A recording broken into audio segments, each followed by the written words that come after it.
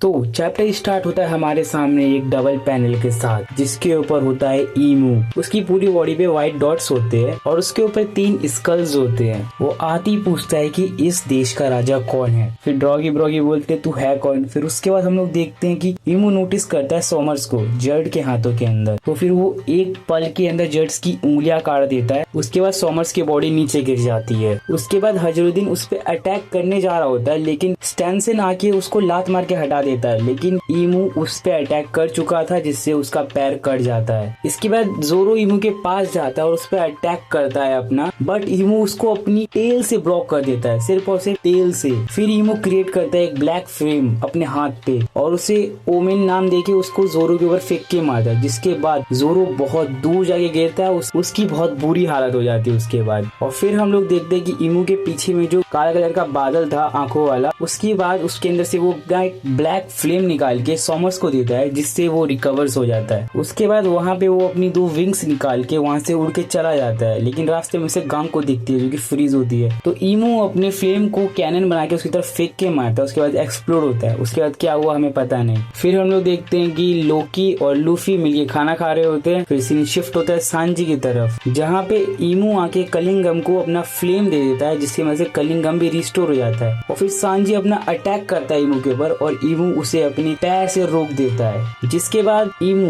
पीछे मुड़ के एक लात मारता है अपने पैर को ब्लैक फ्लेम से कवर करके, जिसके बाद एक बहुत बड़ा एक्सप्लोजन होता है और हमें पता है नहीं जाता सांजी के साथ क्या हुआ। फिर लोकी आके ईमू से बात करने लगता है। फिर ईमू लोकी से बोलता है कि मैं उस बंदे को ढूंढ रहा हूँ जिसने हरल्ड को मारा था 14 साल पहले। तो लोकी बताता है हरल्ड तेरे पास बिलोंग नहीं करता है, वो मेरा पापा था, वो किंग ऑफ एल्बाफ था। और एक बार फिर से हम लोग देखते हैं एक तगड़ा सा डबल पेज पैनल, जिसके अंदर लोकी और ईमू एक दूसरे के आमने सामने होते हैं। लोकी बहुत ज्यादा गुस्सा होता है, उसके हाथ में रेगनीर होता है और उनके अगल बगल का एरिया डार्क क्लाउड्स और लाइटनिंग से भरा हुआ होता है। फिर लोकी बोलता है लगता है कि वो बंदा मैं ही हूँ जिसे तू ढूंढ रहा है। फिर ईमू बोलता है यहाँ पे जो मेहनत होने वाली है उसको टाला जा सकता था अगर यहाँ पे वो नहीं होता तो। और फिर लोकी बोलता है कि एल्बाफ मेरी जगह है, इस बात को तू अपने दिमाग में घुसा ली इस हैमर से, इडियट। और इसके बाद ये चैप्टर खत्म हो जाता है। I hope you guys have enjoyed.